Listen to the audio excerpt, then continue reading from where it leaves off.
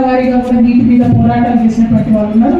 కాబట్టి ముందుగా మహబూబ్ నగర్ జిల్లాలో తమ్ముడు గవినెల శ్రీనివాస్ 2009లో కేసీఆర్ గారి బై ఎలక్షన్లో ఆనాడు కేసీఆర్ గారి ఇన్స్పిరేషన్తో ఉద్యమంలోకి వచ్చిందైతే అప్పటి నుంచి ఇప్పటి వరకు అక్కడ స్థానిక అవకాశాలను స్థానిక అంశాల మీద పోరాటం చేస్తున్నటువంటి వ్యక్తి, మరి నీళ్ళ కోసం కేసులు ప్రత్యక్షంగా వేసినటువంటి వ్యక్తి తమ్ముడు గవినెల శ్రీనివాస్ గారిని మాట్లాడవలసింది కోరుతున్నాను.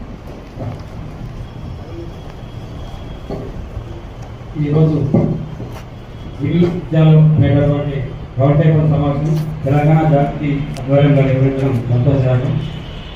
కవితక్క గారికి మరియు సభకు నమస్కారం.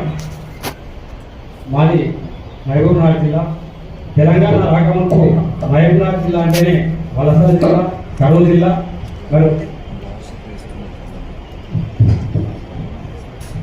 ఇది ప్రపంచవ్యాప్తంగా తెలిసిన విషయమే. వలస